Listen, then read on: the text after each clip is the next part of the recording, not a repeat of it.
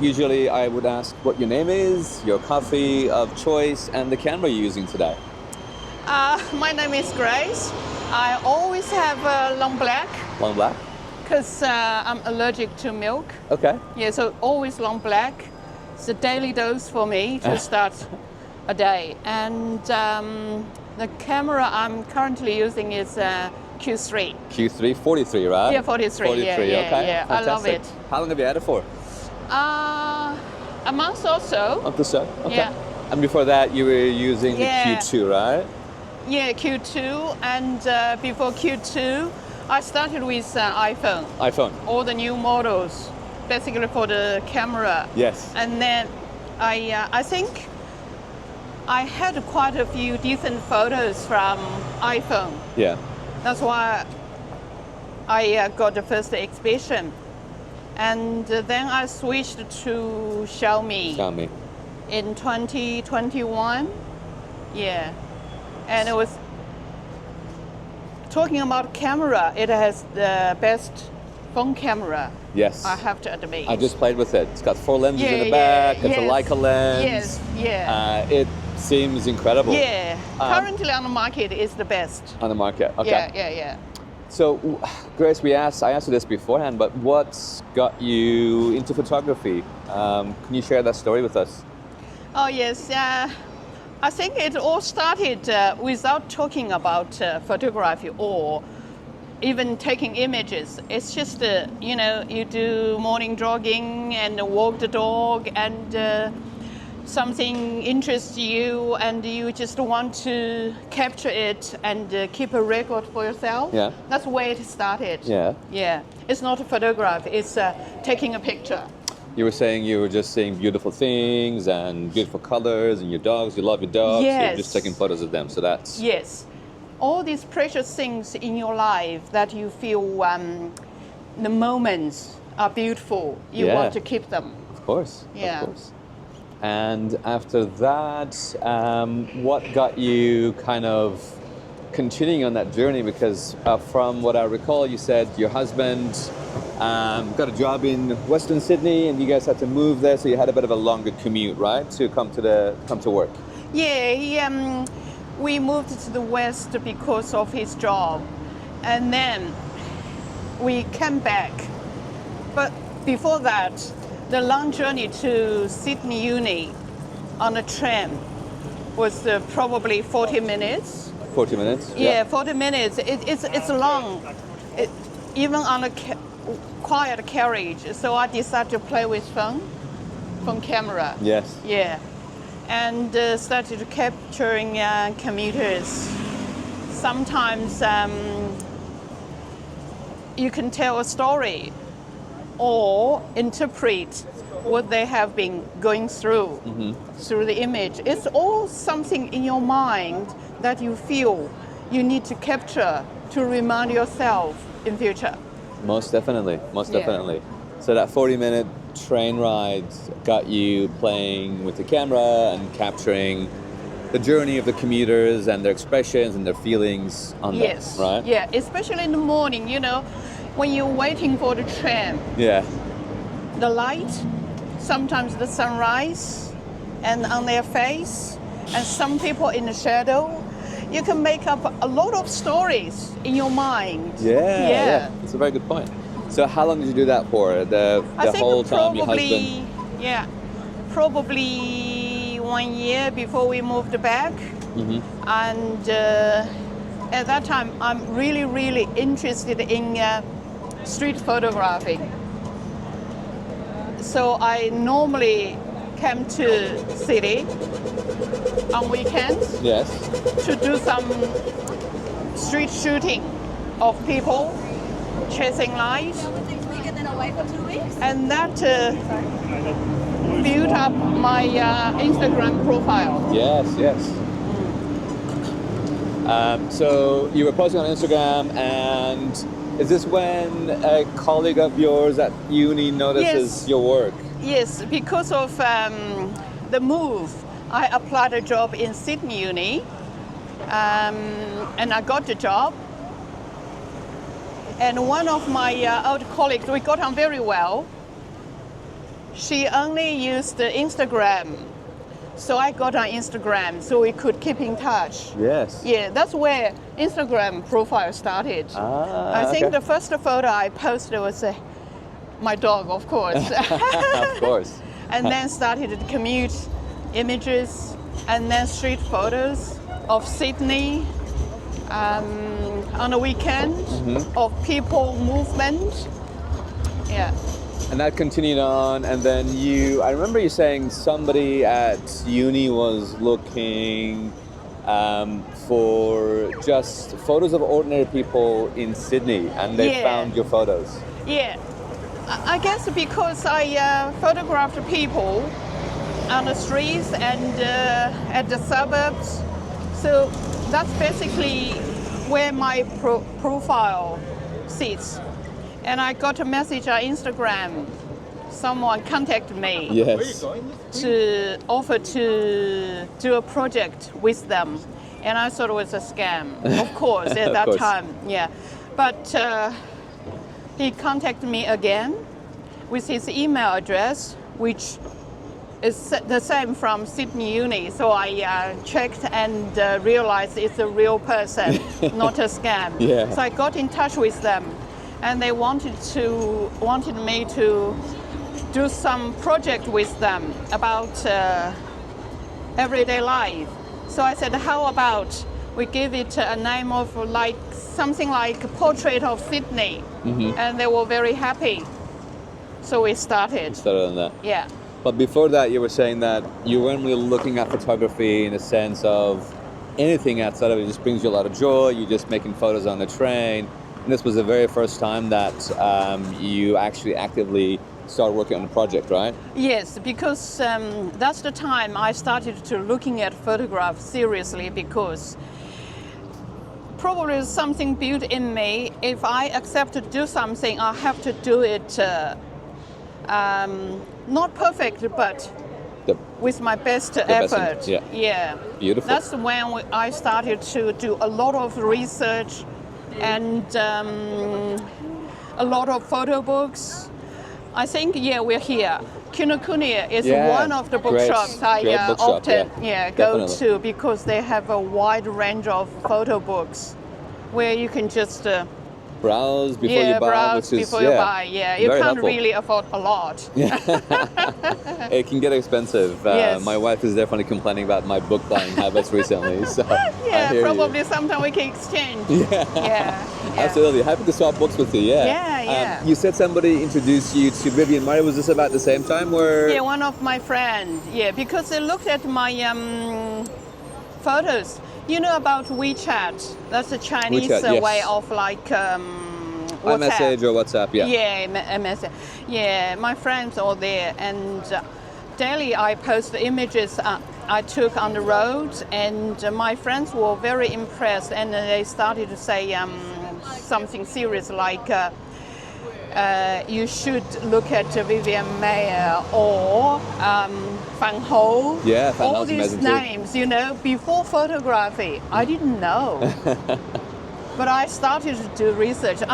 I think I'm a quick and good learner. It sounds like this is the thing that I would kind of be boasting. Yeah. You're a visual learner. I mean, from just speaking to you before this, from watching movies, looking at photo books, you can just look at a good cinematic film and actually learn from the cinematography, look at the photo books and learn from composition. So that's a good talent to have, of being a visual learner. Well done to you. Just self-taught. That's great. Anything visual I can keep in mind. It's like reading maps, right? Yeah. I don't really get much from that, but once I'm on the road to a place, I remember all the roads. That's amazing. Yeah, so next time I have an embedded GPS. Yeah, that's the visual memory thing. That's so good. Yeah. That's so good. Yeah. All right, so how did you go with the project then? How did you guys end up going with the project? Yeah, I was offered this project to do Portrait of Sydney, basically everyday life of Sydney people.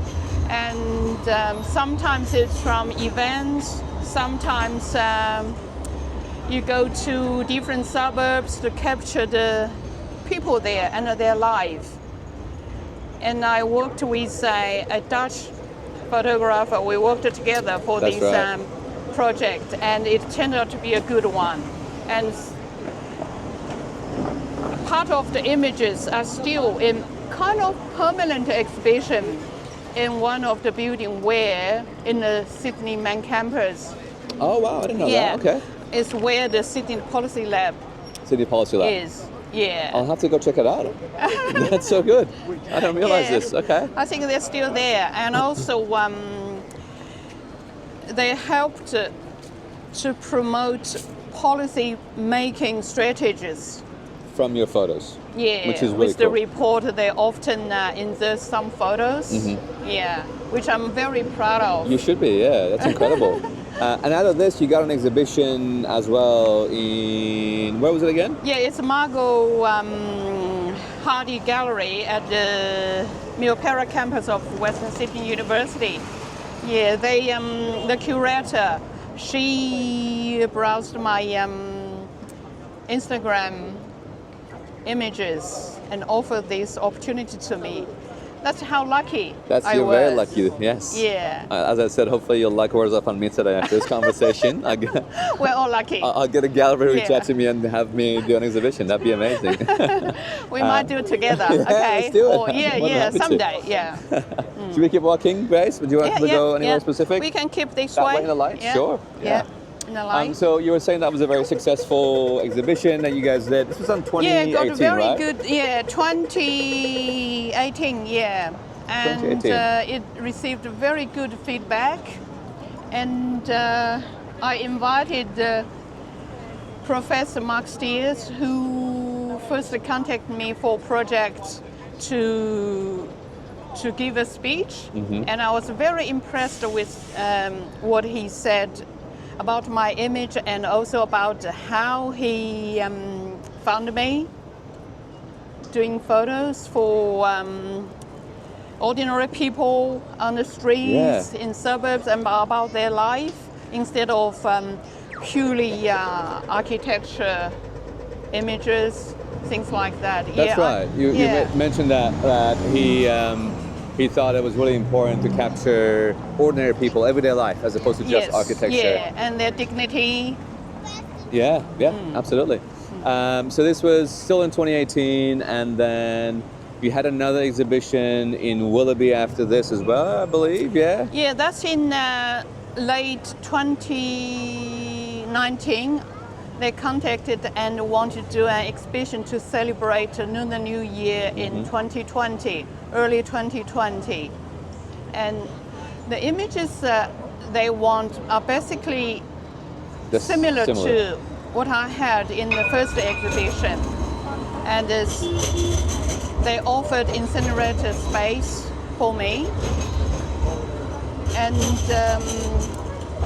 it was very well received, but not very many visitors due to the start of COVID. Yeah. And I fully understood. But still, I had quite a good sale of images. Yes, you did. From this exhibition. You're very generous with a purchase. I believe you said that you were told the buyers to donate the money to a charity to show you the receipt, and when they did, you will give them the print, which is very generous. Yes, because I think I got a lot from photography, more than I expected.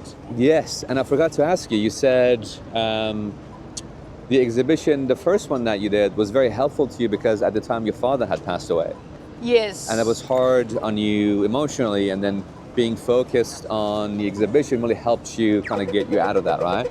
Yes, I know. Yeah, because I had very, very close relationship with my dad and the intimacy, and I looked after my dad for last months of his life, and just to witness him, the life got away from him, and that really, really made me very sad. Of course. And I just couldn't communicate with the world after that.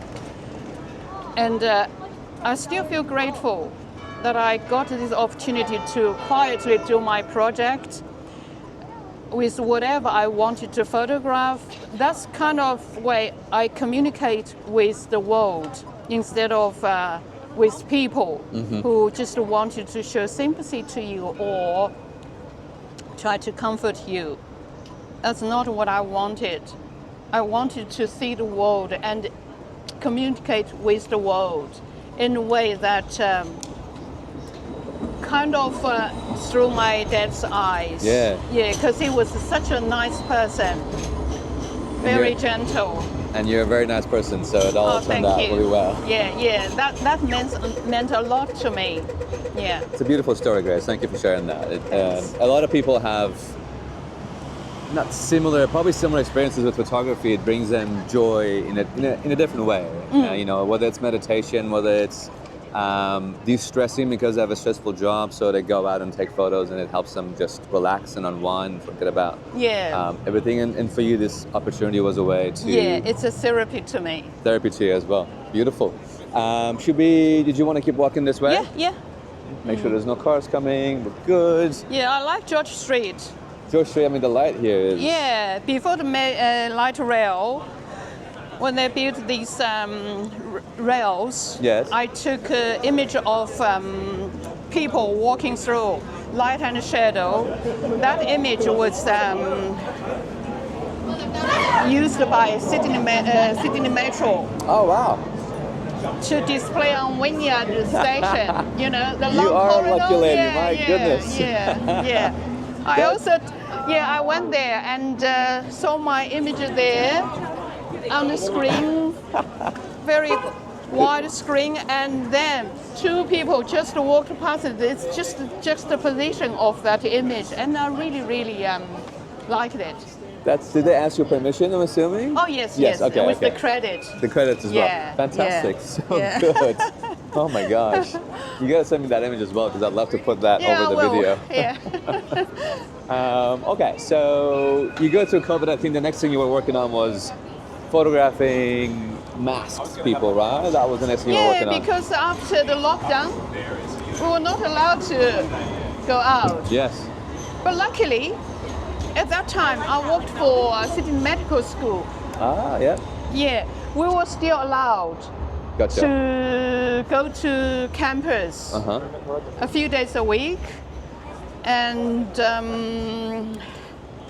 I started to photograph people with masks because that's the only thing you could photograph. You rarely saw people on the streets, empty streets. Plenty of masks. So I started to photograph people with masks. I even put one on my little dog. It's adorable. It's adorable. Yeah, just for fun, because it was boring at that time, and you feel nervous because you don't know. You don't know what this disease is, where it's the going. same at this time of, you still feel insecure because of what's happening. In the world, I hear you. Yeah, Definitely. But photography just helped me with a lot of things, like killing time. So with this mask project, not really project when I started with it, I got the luck to have a collection of it, about 10 images published on a journey, published by Western Sydney University, and I will send you the link. Please, yeah. That would be amazing.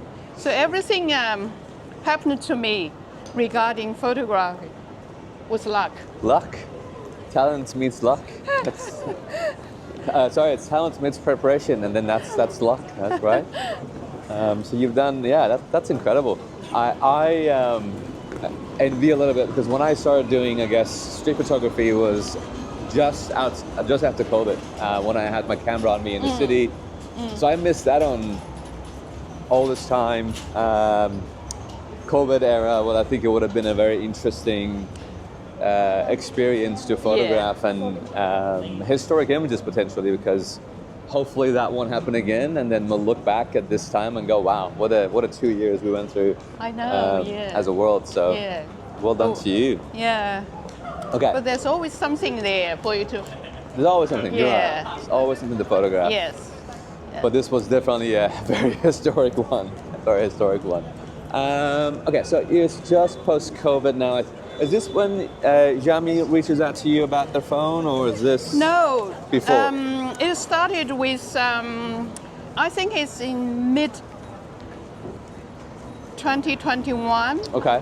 Some of my friends, they started to use this Xiaomi new device, incorporate with Leica.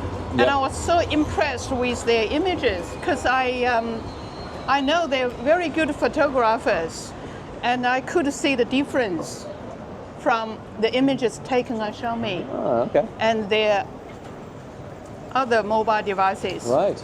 Yeah, so I checked with them. They said it's really good and genuine. So I purchased one from China and started using it. And I was also impressed. And because the color and the lens that allowed you to take different sort of images from a distance, sometimes very close, just made it possible for you to either keep your style Yeah. or do some challenging ones. Ah, okay. Yeah. And you were shooting with that camera for quite some time, right? Yeah, probably. Yeah. So many using that as a camera. So I stopped taking any images on my iPhone Yeah. because the quality are just different. Yeah, yeah. I'm not saying iPhone is not good. I'm only saying that Xiaomi is better. Yeah. Yeah. It's okay. Yeah. Regarding camera and photography. I don't think anyone's going to be upset even if you said that. Everyone's got a different opinion. I mean, Xiaomi, I played with it a little bit just at the cafe. It was quite impressive as a You just camera. tested it. Yeah. Yeah, what it can do. Do you So, prefer yeah. photographing with a mobile phone, or do you prefer photographing with a camera? With camera like this one, Q3, right? I got it probably a month ago, and I was so impressed. It's so different to my Q2. Yeah. I think for, at least for now, or the foreseeable future, I'll stick to this. To this one. Yeah. And the 43 millimeter focal point, you were happy with that, right? It's a little bit different. Yeah, I'm than very happy 28. with that. I'm still trying to get used to this because I was so used to 28. Yeah. Yeah. Yeah. I know that feeling because I Yeah, had the. sometimes it's frustrating because you just incorrectly measured. Yeah. But still, you have the chance to correct it and get used to it. Definitely. Yeah. I had the Q2 mono for 2 years, and I shot only on that 2 years. So I was very much used to the 28. Yeah. And it took me, when I went on a 50 mil after that, it took me a couple months to readjust my brain and eyes to. I'm still adjusting. Yeah. It takes a while. Yeah. It's a good and bad thing about having a camera with a fixed lens is because if you keep shooting on that, you're really in tune into the camera, the lens. You know exactly what you're going to get from it. Yeah, I need to learn about camera from you No, because no. I'm so new to camera. Yeah, camera shooting, I mean. Camera's lovely, yeah, fair enough. Fair enough.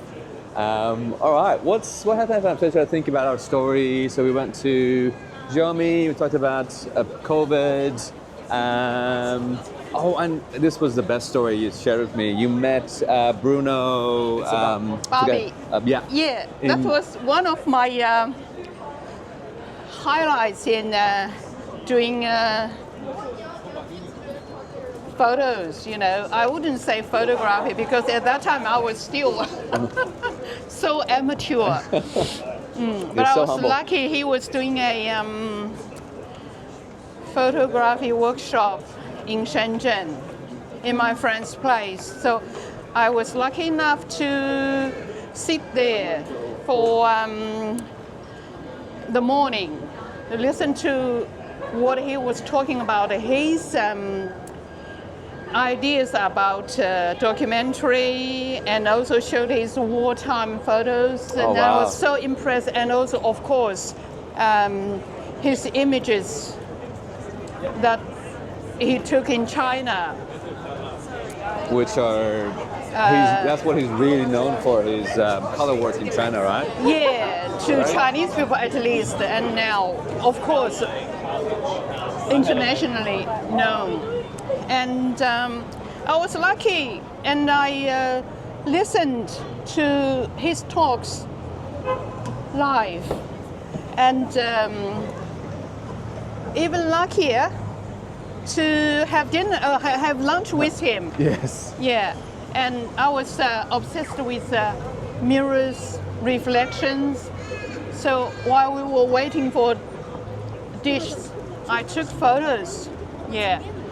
On the ceiling, the light, the ceiling light, and he asked me, "What are you photographing?" So I showed him the reflection and the way I took it, and the best ever compliments. Yeah, he said, "You do have a photographer's eye," and that shocked me. Yeah. Because I'm not even a photographer, you know. You're very humble, Grace. You're very humble. So he offered me a chance to go shooting in the afternoon with him and the group. That's crazy. People who attended the workshop. And I happily accepted right? and borrowed a camera. I borrowed a camera. Wow. Yeah, which I didn't really know how to use. But I quickly checked and did some shooting with him. And I would say the only good image I got from that afternoon was an image of Bruno Barbey. I will show you. I can't wait to see it. That's because I think he was trying to capture an image of me, trying to use camera. But I was quicker. I got him. That's a very historic. That's a very historic image to have of a Magnum photographer. Yes, exactly. That kind of joy, witnessing him taking photos and how he see the world, how he capture the image, just taught me a lot. I'm still benefiting. Yeah, I bet. It's a once in a lifetime opportunity to have a half day with a Magnum photographer and someone like Bruno, where he's done war photography, he's traveled all over China. Yeah. Incredible. Yeah. Incredible. And I was so saddened in, I think in 2023, I need to check, when I was traveling in Spain, the first trip after COVID, right? I heard the news that he passed away. Passed away. Yeah. I was very, very saddened because it's different if it's someone you met. Mm-hmm. Yeah. Someone you met and you admire at the same time. Yeah, admired, and also someone inspired you. Absolutely. Yeah. Absolutely. Wow. That's your stories are amazing. And you, like I said, you're full of luck. Full of luck. It's incredible to meet someone like that, have time with them. Just wow. Is there anything that we talked about that I haven't asked you about in this video? Is there anything that you want to share with the only thing I just want to say is what I love hearing from you when we're talking is like you just take photography as just photography for you. Like there's no pressure, there's no I have to do a project, there's no I have to do an exhibition, there's no you just do it because you love it and you enjoy it, and that's it. That's the end goal. Is just as I said, continue. It's a therapy. Yeah. It's a beautiful way to kill time when you come to work and commute, and sometimes at lunchtime, mostly at lunchtime. Yeah. I have the luxury of walking on the main streets in CBD to capture images of people, commuters, and sometimes they're happy, sometimes you can see they're tired, or sometimes they're confused. It's just all sorts of things that make you think about yourself and your life. Yeah. That's very thoughtful and very, you reflect on a lot of things, people's expressions and feelings, so it's very thoughtful of you to share this. Well, if there's anything else that I haven't asked you about, let me know. Otherwise, it's been amazing to chat with you, Grace. Thank you so much for this opportunity, and it was a good talk, and also helped me go through the journey. Thank you so much. Thank you. My pleasure for having Thank you. Thank you so much. I'll send you the links and the images. Appreciate it, Grace. Thank you so much. Thank you. Bye.